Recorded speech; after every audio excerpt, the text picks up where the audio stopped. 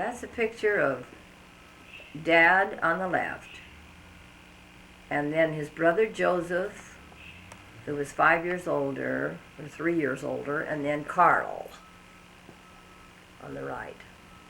Dad was about... That's self-explanatory. It's milking time. That's in American Fork, Utah. That's the home in Benjamin, Utah, where Brzee was born.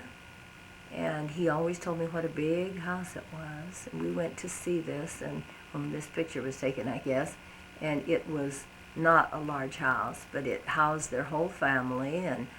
And when Effie was married, people came and stayed for 2 or 3 days and danced the grass all away, dancing for her wedding. That's the home in American Fork where he grew up. He moved there when he was about 8 years old and grew up there and went through high school in American Fork. That's the old home. It's still standing. That's the home again in Benjamin with a group of the family gathered in front of it. Brzee said he was always small until he was about 16 years old, and then he started to grow tall. I don't know how old he is in that picture. It looks like he could be 12, 14. Must be a picnic of some kind, his friends, in 1918. He would have been 20 years old. A picnic again with friends on July 4th, 1915. But I don't know. I'd have to look at the picture closer. I can't see which one he would be. That's the old house in American Fork with a honeysuckle arch. And Grandma Hawkins is on the far right.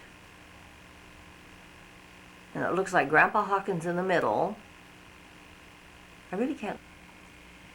It could be Rebecca standing on the left, and I don't know who the little children are, and it could be Dad as the boy standing there. That's at chiropractic school in Davenport, Iowa. Look how young he looks. Tallest one in the picture, in the middle. He's a dapper young man about town. It looks like it was in American Fork by the vine that's there.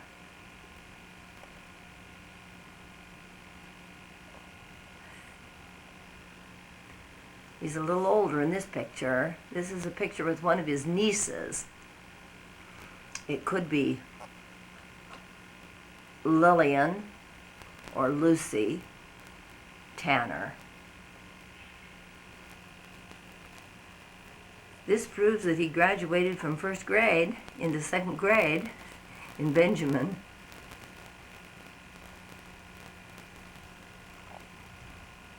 Oh, there's a good record for you. Neither tardy nor absent in 6th grade in American Fork.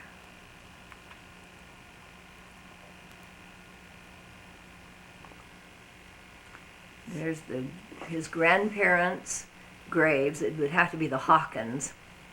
His grandmother and grandfather Hawkins' graves in Wellsville, Utah.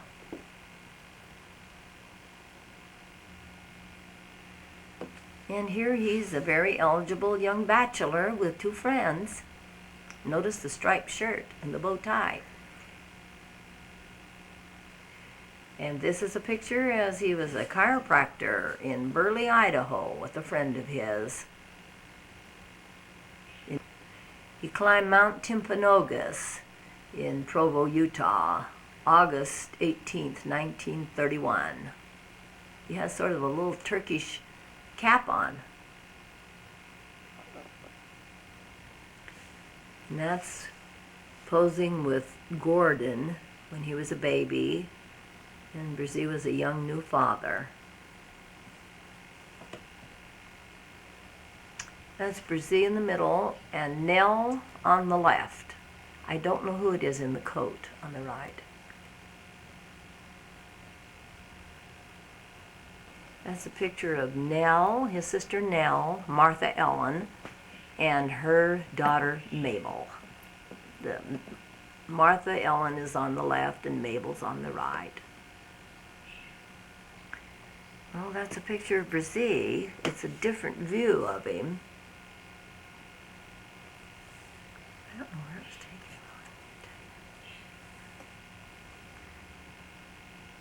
That's a picture of Brzee with one of his nephews. It could be one of Rebecca Wilson's sons, one of her two sons. It's a picture of Brzee with his mother, Hannah Elizabeth Humphreys Hawkins.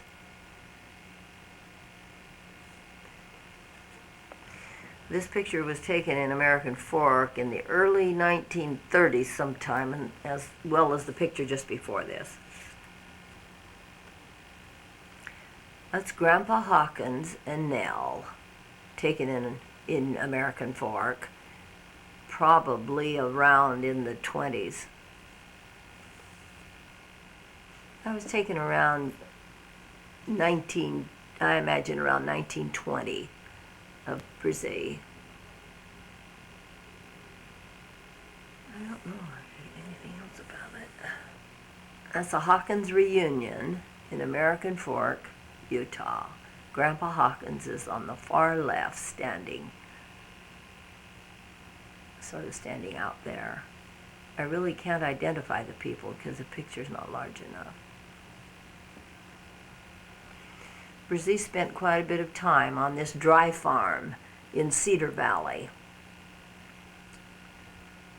It was in Utah. That's the old ward that he attended in American Fork, Utah. Still standing as far as I know.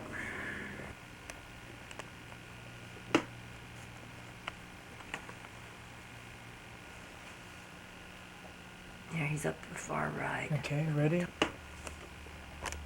He likes sports. That's the high school. It's a good view of it. That's another one of the high school. It stood up on a hill. That looks like the basketball team. He likes sports very much, especially basketball. And he's on the far right on the first row. And that's high school graduating class. I imagine it'd be around 1918, 1916, probably 16, 17, right just before World War I. And that's Dad where the pointer is. That's it.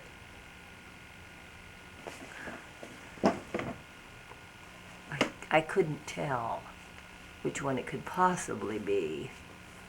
He's in there, of course. This is the same class. Yes, be the same class. When they were children. Sophomores in the making.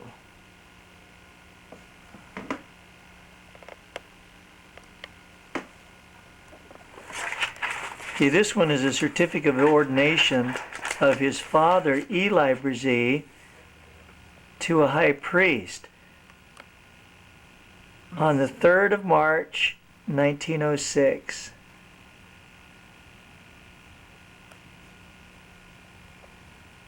Yeah. And this is Dad's certificate, being the son of Eli B. Hawkins. He was baptized on the 3rd of September, 1906, and this is his ordination as a deacon on November 7th, 1910.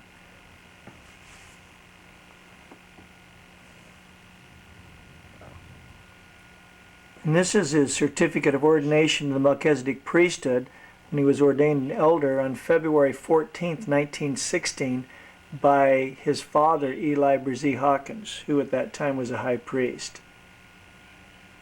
This was in the Alpine Stake, American Fork, 3rd Ward. This is a special ordination when Dad was ordained to 70 on the 7th of May, 1933 by B.H. Roberts.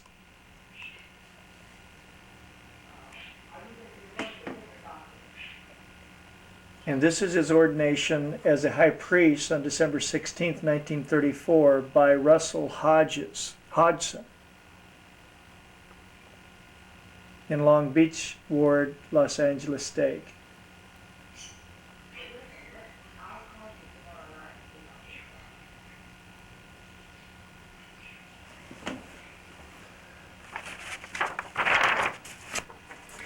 Okay, this is a certificate of his bishop's ordination. And this was performed on the 20th day of August, 1939, Santa Ana. in the Santa Ana ward in the Long Beach stake.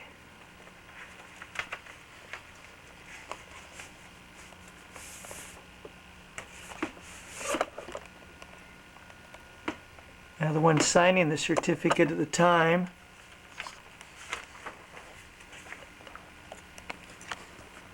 was the signature of Heber J. Grant and David O. McKay. J. Reuben Clark Jr. and David O. McKay. On the 18th day of September, 1932. That would be 1939. This is actually the records of the ordaining and setting apart and who did it.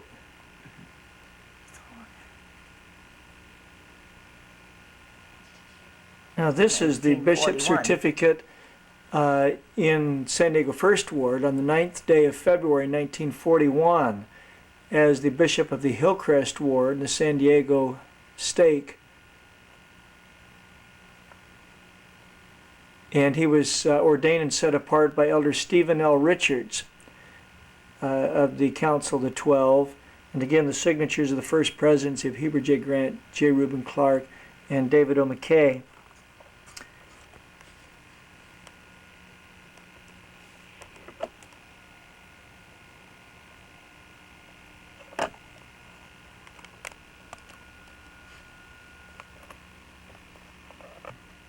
This is a picture of the group that went from San Diego to Mesa, Arizona on the train for temple work in Mesa.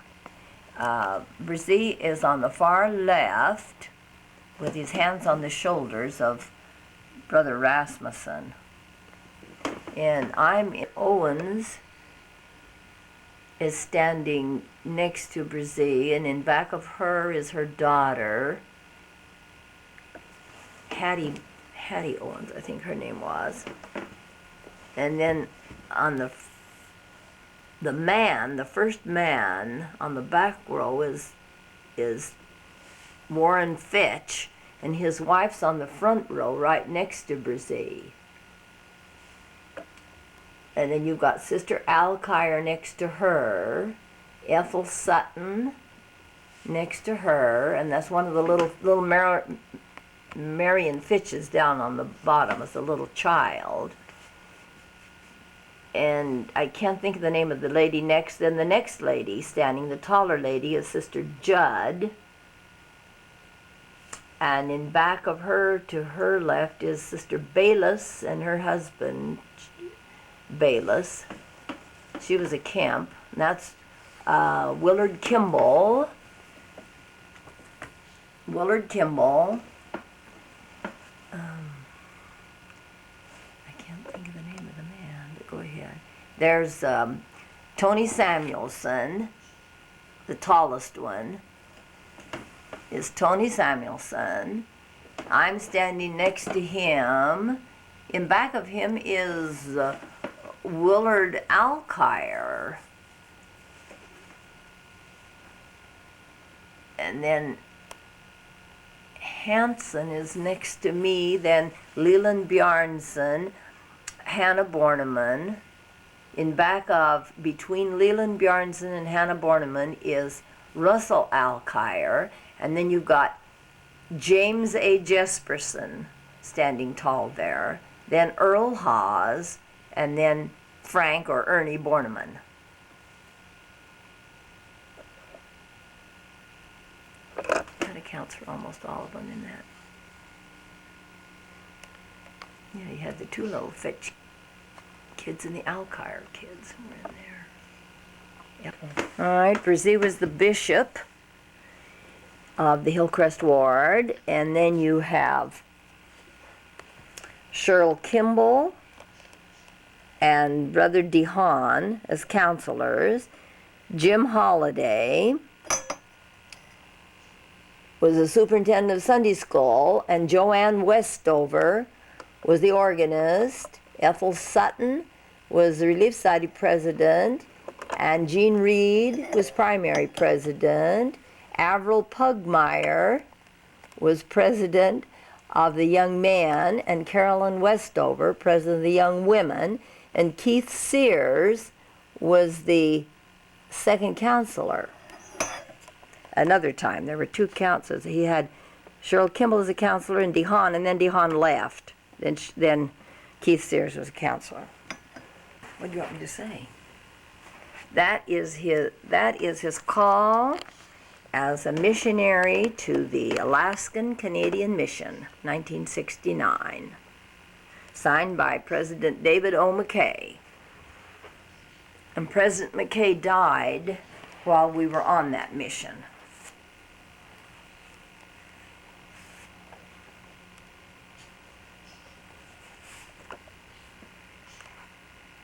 This was the call to the Pennsylvania Philadelphia mission in 1978. And this one was signed by President Kimball, Spencer W. Kimball.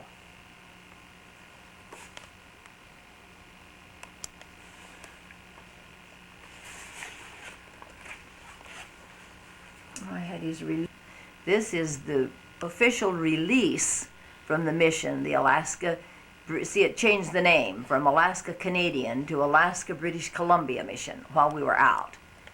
And of course we both had, we had to serve the mission, but we were each given certificates of calls and releases. And this was the honorable release from the Pennsylvania Philadelphia mission in 1979, signed by our mission president, Louis K. Payne. This was the official card that he could carry in his wallet. That was his certifying him as being a missionary in the Pennsylvania mission, and signed by President Spencer W. Kimball. This is the latest portrait that Brzez's mother had. This was taken when she was about 86 years old, and she was a dear, wonderful lady. It's a very good picture of her, exactly like she looked as I remember her. This is a poem that was dedicated to Brzez's mother by a neighbor or a close friend and neighbor, Beth Hutchings.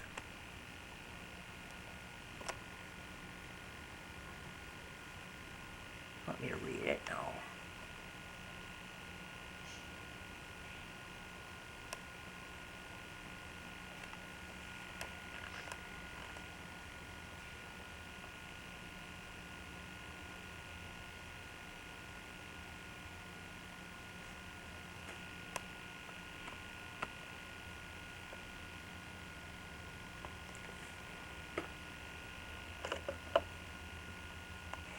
This poem has a lot of meaning to it because it tells a lot about the family. As you read in it about the honey, they raised honey. Grandpa Hawkins was a bee man, and he raised honey, and they gave honey to their friends, and it tells about that. And Grandma Hawkins was always helping people that were sick or that were having new babies. She would go and help bring babies into the world. She did a lot to help people in service and was greatly loved. That's a picture of Eli Brzee Hawkins, Dad's father. And he was, when he was a younger man. And Brzee was given his second name. That's Grandma and Grandpa Hawkins. And that's about the age he was when he came to California on his mission. For about 7 months, 6 or 7 months. That's Anne Sewell Hawkins. She was Dad's grandmother, and she lived with them for quite some time when he was a young boy. That must be Grandpa Hawkins. Over to the next picture is Grandma. That's Ann Sewell Hawkins again. So that must be Grandma and Grandpa Hawkins. And I think his name was James Hawkins.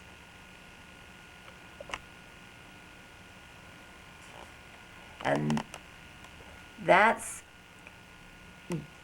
Grandma and Grandpa Humphreys. That's Brazee's grandparents, his mother's parents. That's Hannah Elizabeth's parents. About what age is this?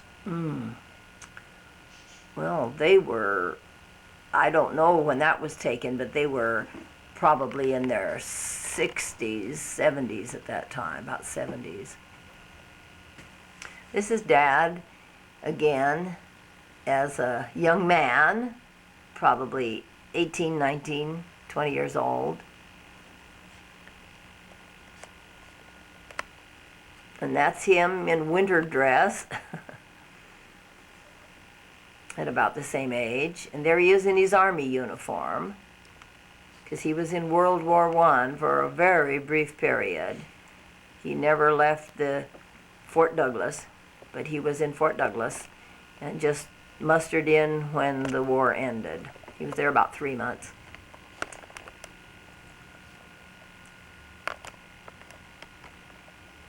That's a picture of him with his niece, Lillian Clayson, his sister Ann's daughter.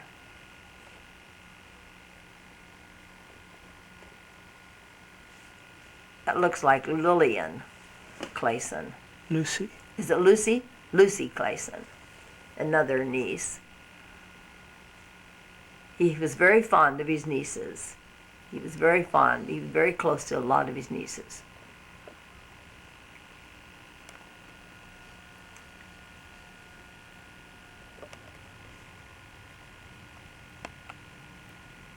And that's a picture with Anne. I can't think I've met her. I can't think of her maiden name, but she was a cousin. And they were very close friends, too.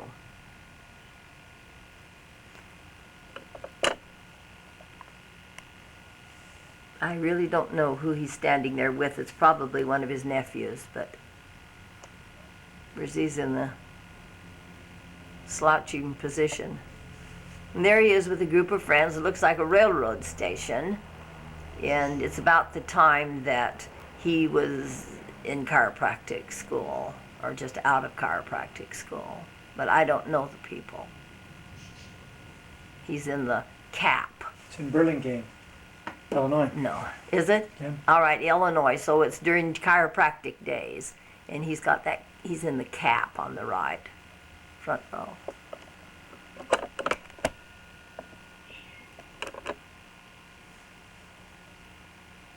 And there's a picture where a young man looked like an old man. I detested this picture with a mustache. He looked so old in it. He must have been quite sick. This was at the time his health was failing him when he was in Washington State.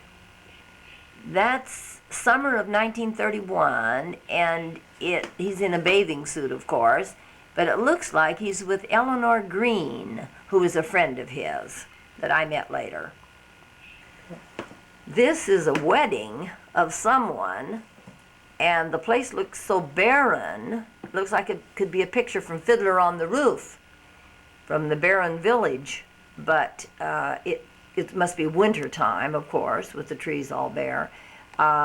He's in that picture. His father has got a hat on, right there. His father. His mother's right in front of the father, and the little child she's holding, I believe, to be Brazee, when he was a tiny child. That's the Palmer Clinic in 1918, when he was going through Palmer Chiropractic School. He's on the far right, front row, leaning in.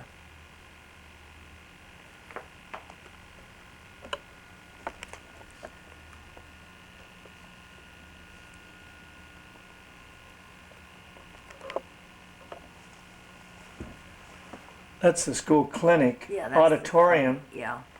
that still standing today and used as classrooms. This, of course, back in 1918 when he graduated.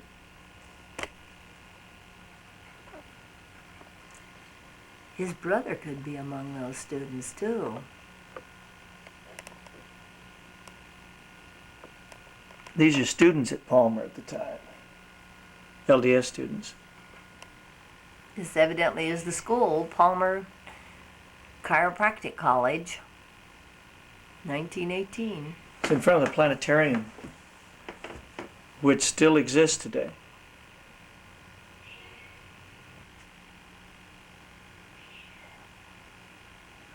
I think that's Dad right there. Yeah, that's him. That has to be. This is his picture graduation from Palmer and related pictures. There he is as a doctor of chiropractic, just beginning his practice.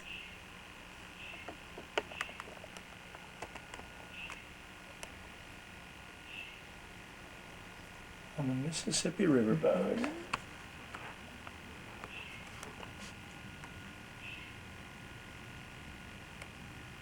I can't tell him in there. He may have just taken pictures of his friends. Standing on the ice. Mm-hmm. Standing on the ice in the Mississippi in the middle of winter time. They don't do that much anymore.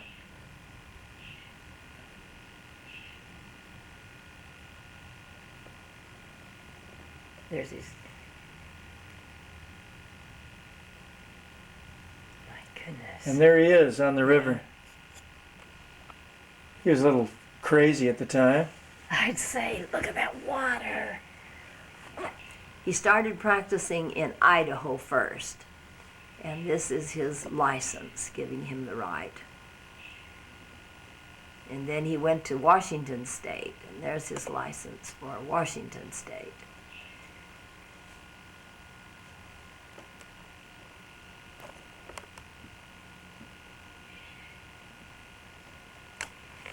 This family he helped bring into the church, and they were faithful friends of his for until just very recent years when we've lost track of them.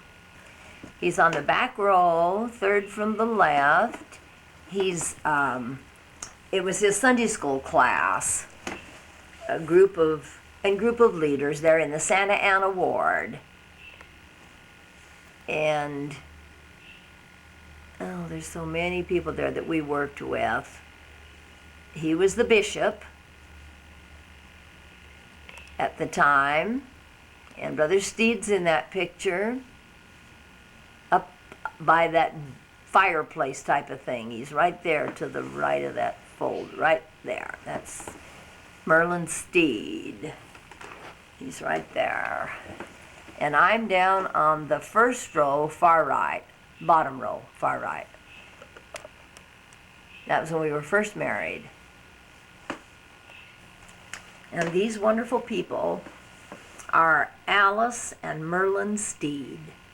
They're the ones that brought Dad back into activity when he came down to California to live. They were from Canada, and they were wonderful people.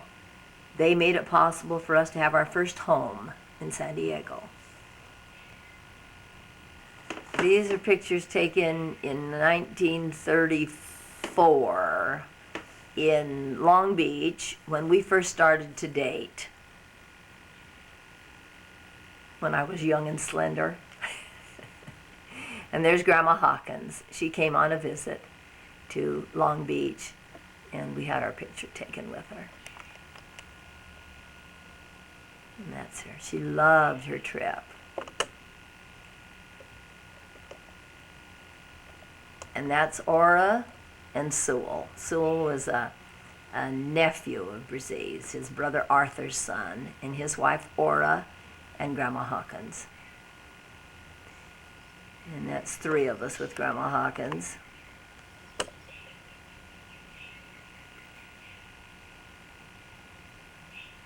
And again with Sewell and Ora and Grandma Hawkins and myself. And that's Dad on the right. Looks like it could be Grandpa Dad Steed. Grandpa Steed. There, Merlin Steed. Taken at the Mesa Temple, I imagine. Oh, Catalina. That was in Catalina. Okay. He took his mother to Catalina. There's Merlin and Alice Steed. Gosh, that's a young picture of them.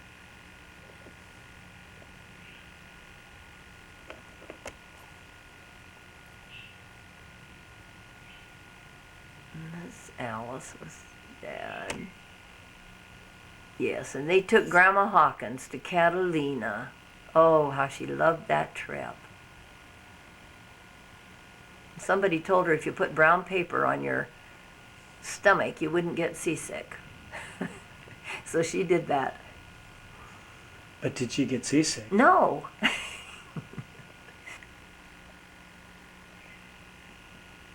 Brother Steed and Grandma Hawkins and Brzee and Catalina. That's Carl on the right, Joseph in the middle, and Lillian. Now, it must have been their little sister Lillian that died when just shortly after that, because she was scalded to death, stepped into a hot boiler of water, and she died. That's the little sister Lillian that died. She was just a little tiny girl. She was only about 18 months, 2 years old, and she died. But what a horrible death. Put a hot boiler on the floor. Grandma and Grandpa Hawkins with,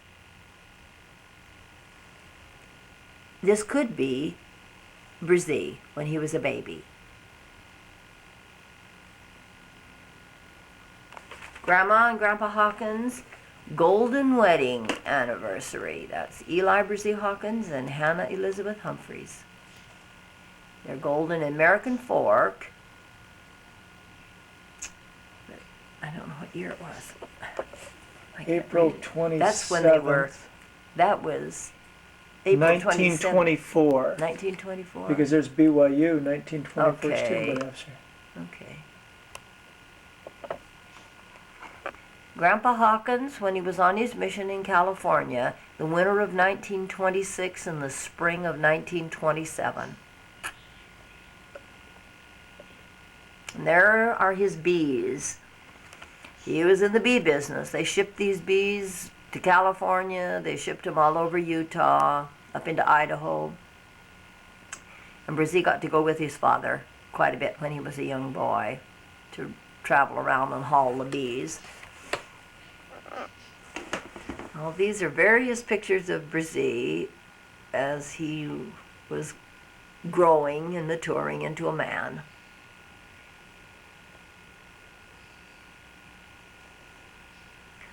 That picture looks a lot like Mark. Right there. I think Mark resembles that. And there's the first car.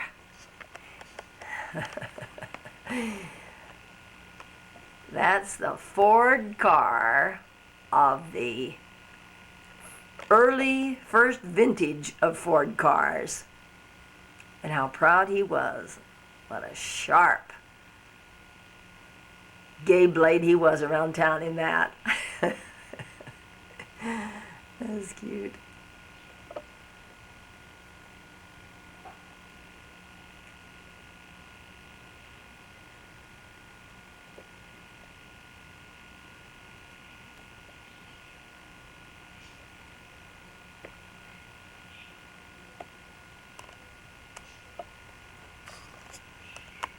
And he said he never grew till he was 16, that he was short, very short. But he grew tall after that.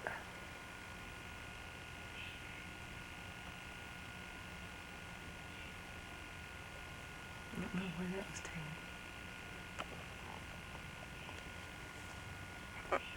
Okay, Dad wrote The large tractor was used on my brother's ranch in Cedar Valley one summer in 1917. I worked this summer on my brother Arthur's ranch. Some of these men helped harvest the grain, but most of them worked just during thrashing season. I am sitting on top of the big wheel.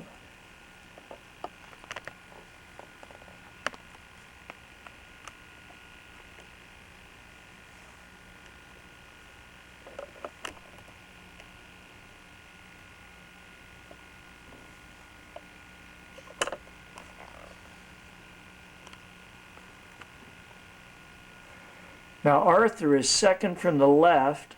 Sewell is sitting on the wheel with me. The small children are Arthur's girls.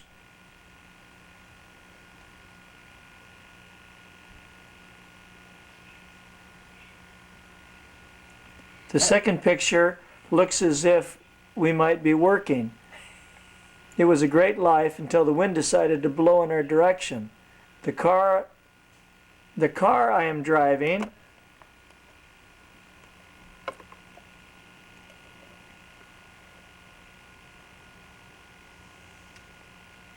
is an old Maxwell, the first car my brother ever owned. Arthur and I always got along fine together. He is a real fellow to work with. Look at that car, Tony. It's a good one. That must be an American fork, and there's Grandpa Hawkins at the back with the white hair, and Grandma Hawkins in the front of him, and to the far right is Nell, or Martha Ellen. I do not know the other people.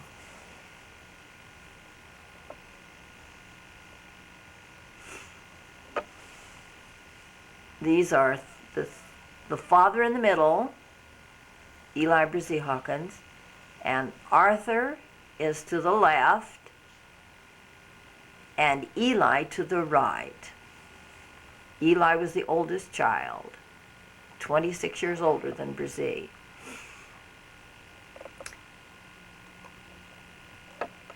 And that's Carl on the right, Joseph in the middle, and Brzee is in the front. Joseph was struck by lightning when he was 17 years old. He was killed. I thought it was Arthur that was killed. No, Arthur died from being beaten up in over water rights. Now this is a family picture. You've got Grandpa Hawkins. Let's see who this is. Can't see any better. Close and get him.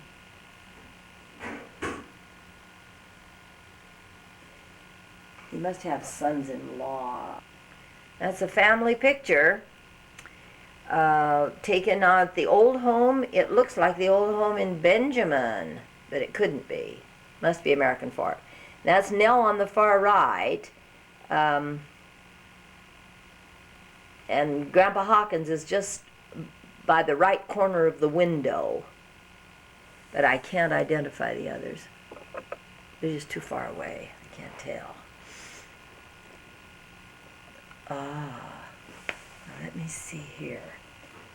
That looks like Madeline is in the middle of the back row. Madeline and her husband. That's her husband standing there. And let's see, who is this? And there's Marguerite and her husband. Right there, let me show you. I point here. Oh, I can't. Let's see if I can. I So can't. you point here, Yeah. I'll point here. All right. Madeline, his niece Madeline. This is Arthur's daughter, Madeline, and her husband. And this is Marguerite and her husband, Orson Hackey. There's Grandma Hawkins and Grandpa Hawkins. And that looks like Evelyn or Mary. That must be Evelyn. This must be Mary and one of her sons. And these would be the children of Madeline and Marguerite, maybe, up in here. I don't know who this picture was. I can't see it clear enough. Okay, this is a family portrait. And I'll see if I can identify them all. It looks like, where are you going to put your picture there? That could be May, then Arthur, Effie, Eli, and Rebecca. Then you've got Nell and Anne. Anne is seated. Far right, seated. That's Anne. And then you've got Joseph, Grandpa Hawkins, Carl, Grandma Hawkins, and Brzee is the baby in the family. Let's see how many kids I give. 1, 2, 3, 4, 5, 6, 7, 8, 9. 1, 2, 3, 4, 5, 6, 7, 8, 9, 10. This is Eli Brzee Hawkins, Dad's father, and his parents. You've got Hannah Elizabeth Humphreys.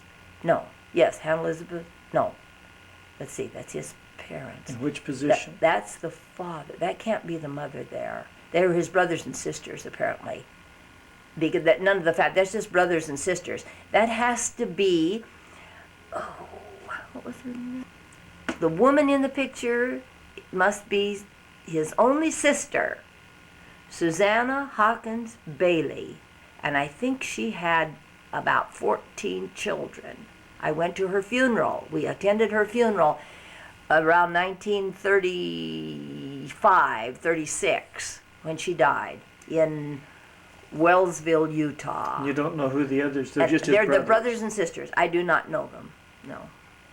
That's at the time of Brzee's father's funeral, and that's Brzee on the left, his mother, and I believe it to be Clyde Wagstaff, his nephew, Nelson. And there we have Brzee with his mother, and it looks like Clyde Wagstaff to me.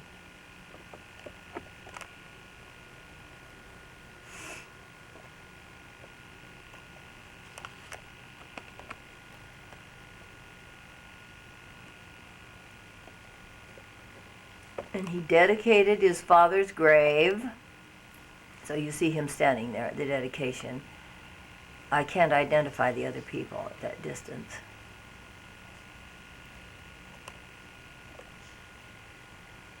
Those were in attendance at the funeral, family that were there. That's the same picture again. Yeah. This is a World's Fair in Long Beach. As Tony says, it's a far cry from a fair today.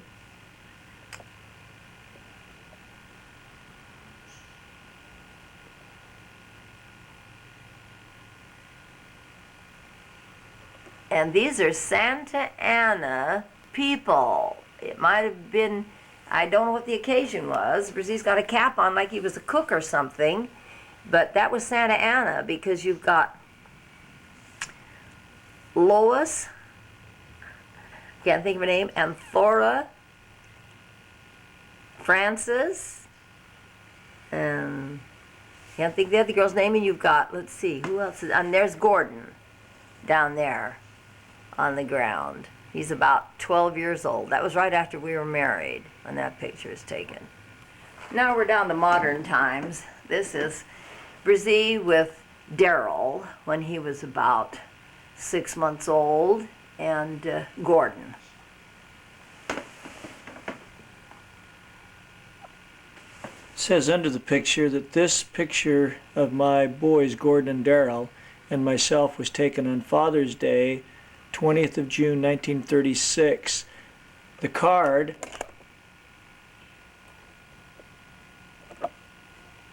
right here was given me that day. It was their first joint present to me.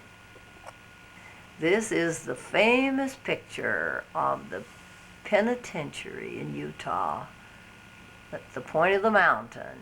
And these were men that were put into jail or into prison because of polygamy. Brzez's father, Eli Brze Hawkins, is the second from the left. And the one seated is George Q. Cannon, one of the early leaders of the church. There's a man in here by the name of Bishop Argyle, and I think he's the one to the right of George Q. Cannon, but I'm not sure. He spoke at Brzez's father's death years later.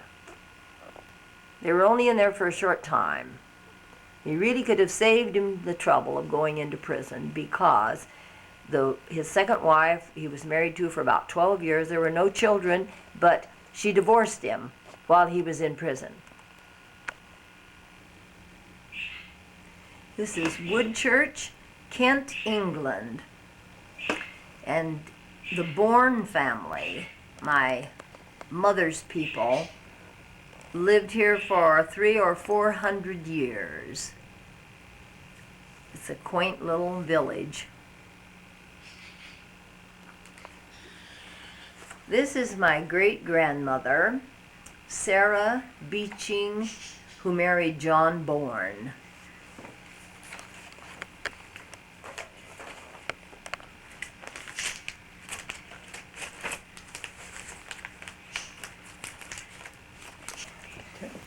Sarah Beeching was really my second great-grandmother. This is my great-grandmother, Jane Day, who married John Bourne, the son of Sarah Beeching Bourne.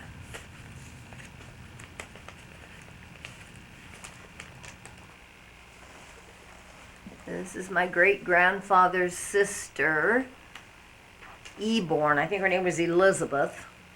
And she married a man by the name of Sullivan, and she died in Idaho.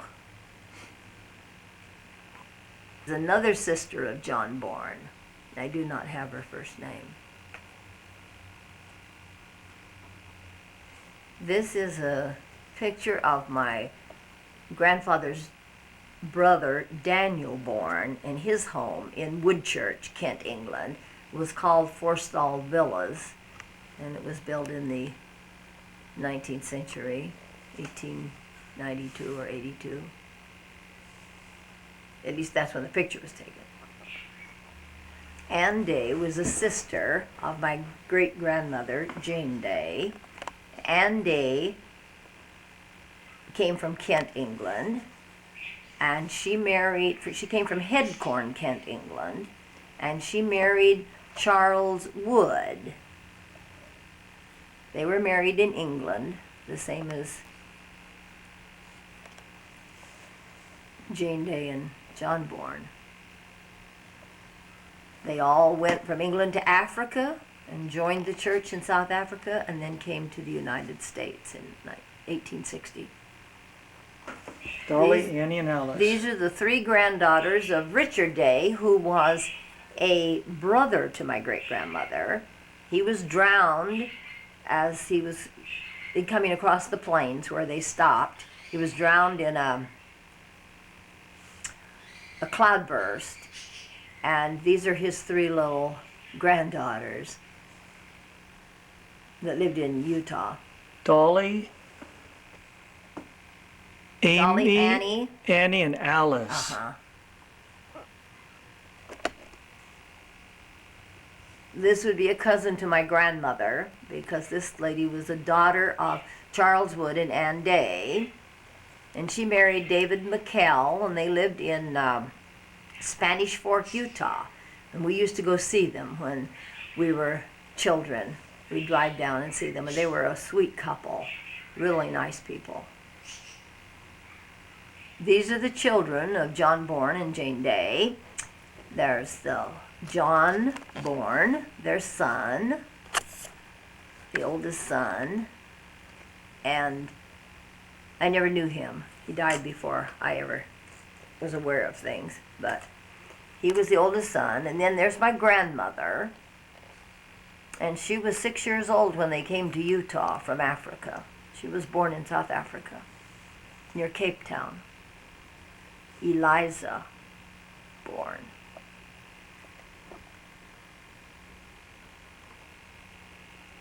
And that's Emily Bourne, her sister. Are there more than 3 children on there? Emily Bourne lived in and died in Idaho, in Boise. Sarah Bourne Carroll, she was, when I was a child, I can remember her visiting our home and sitting in the kitchen, and she was smoking a corncob pipe. She married an Indian interpreter, a Frenchman by the name of Carroll, and she lived a very hard life. She had her feet frozen by being thrown out of a wagon in the wintertime as she was driving. Something went wrong with the team. They hit a rock or something, and she was thrown out of the wagon. She was quite a character. Matilda Bourne was my grandmother's sister, and she lived in Wells, Nevada. Wells, Elko County, Nevada. And she was married a couple of times. She's buried there in Wells. And there's David Bourne. I knew him very well. He was the youngest child in the family, I guess, and he was an elderly man when I knew him. He was in the Spanish-American War. He fought in the Spanish-American War, and he died in Los Angeles at Sawtell, the Veterans Hospital, when he was an elderly man. But he's the one that changed the horses, the team of horses, for the Wells Fargo stage as it came through and stopped at his parents' family hotel in Fillmore, Utah.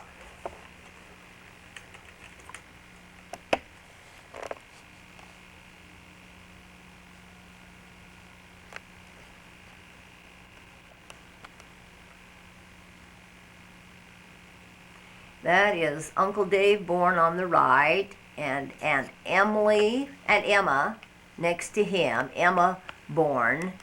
She was the youngest daughter, and then the next woman is Jane Bourne, her sister, and her husband. And those 2 women married brothers, and their last name was Nichols. And they lived in Fillmore, Utah, across the street from each other.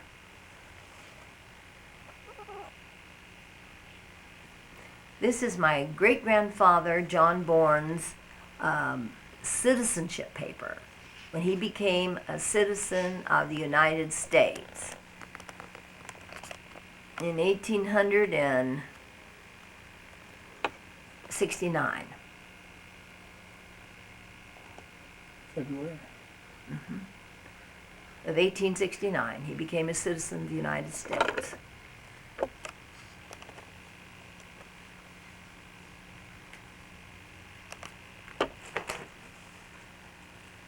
This is a picture of the home that John Bourne built in Fillmore, Utah. He made the brick across the street at a brickyard that he formed, and then he built the home. And this was the old family hotel where the Wells Fargo used to stop.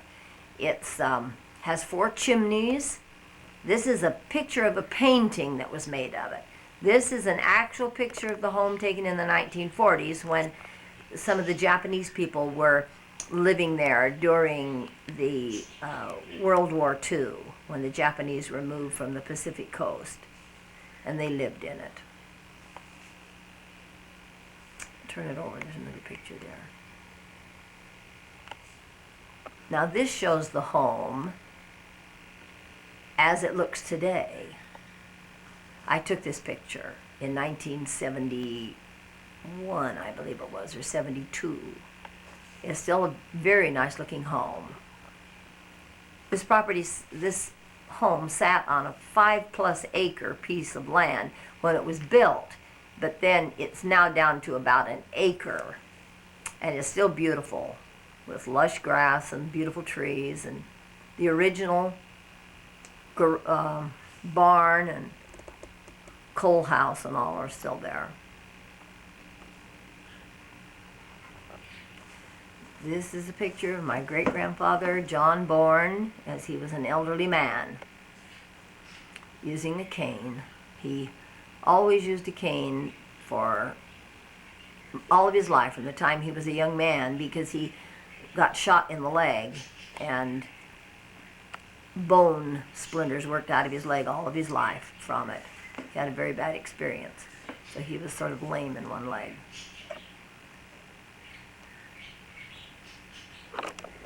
That's another picture of him.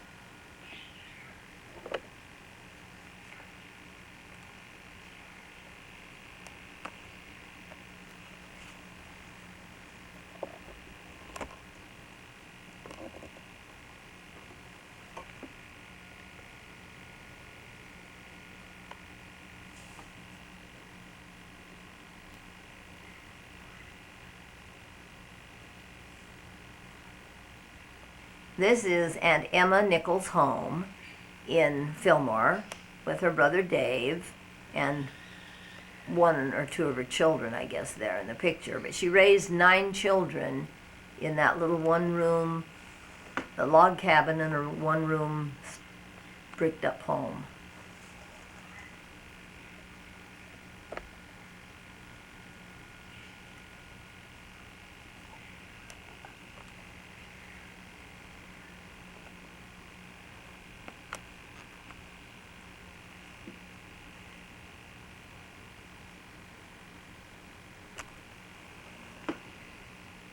On Lucy Avenue, Salt Lake. Now this is our home that I lived in when I was a little girl, about 7 years old, I think. We lived in this house for a short time on Lucy Avenue. And it's believed that that's John Bourne on the porch, but I feel that it is not John Bourne because he was dead before I was born. This is Uncle David Bourne when he was a young boy, about the age that he was changing the horses, the teams of horses for the Wells Fargo. It was in Fillmore.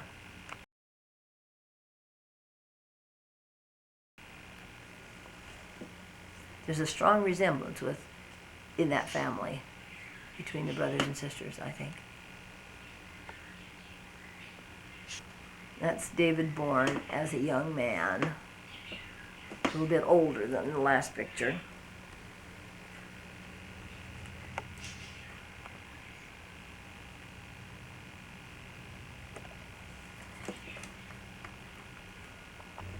Now this is a picture of Aunt Jane's home again, where she had the kids at home, where she raised 9 children in that little tiny place and no indoor plumbing at all.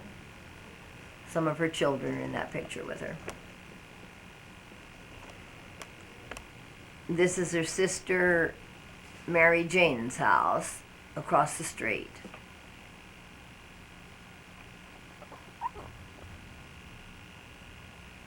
This is a picture of John Bourne in Wells, Nevada. I don't know what they're doing. A lot of people in the picture. It looks like a pretty forsaken place to me.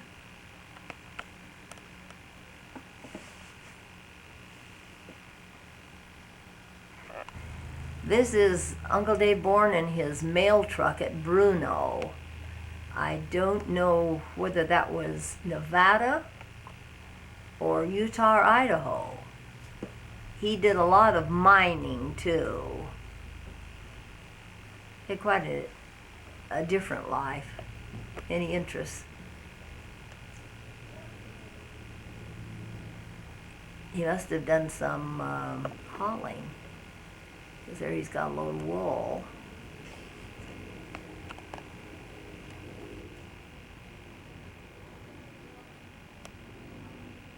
He has a big load of wool on that.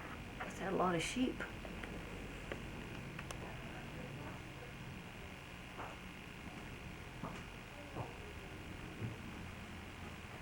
He liked the outdoors, evidently.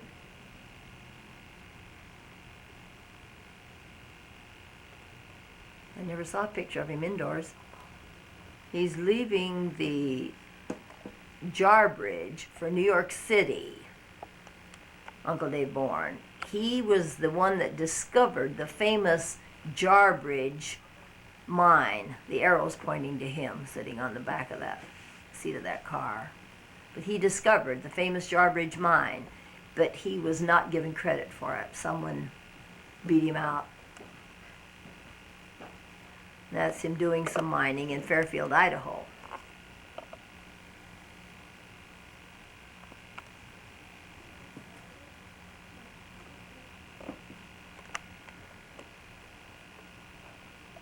And that picture was taken in San Bernardino, I believe. Riverside or San Bernardino when he lived there. We visited him there once. He had a mining cabin there. He lived in this cabin, evidently, on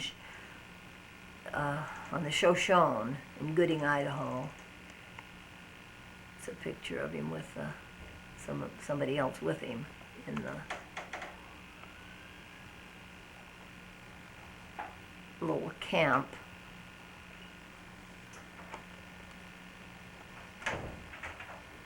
And that's him with his dogs. He loved dogs. He was lonesome much of his life. I guess that's why he liked dogs for companions. There he is with dogs again. And that cabin, the next picture down will show that cabin in the winter.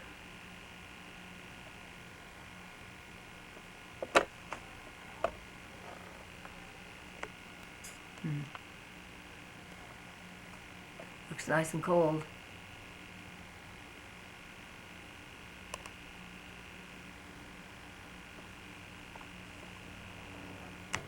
This is a picture of Uncle Dave at the Sawtell Veterans Hospital in West Los Angeles.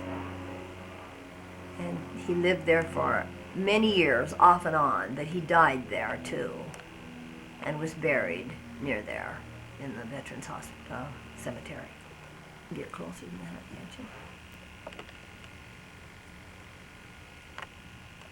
That's Uncle Dave with Maddie on our left and Emma on the right.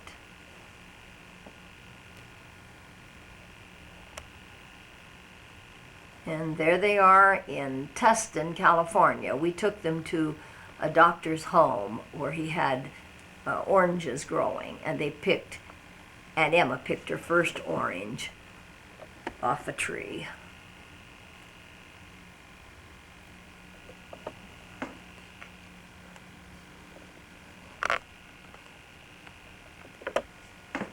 She was my favorite great aunt.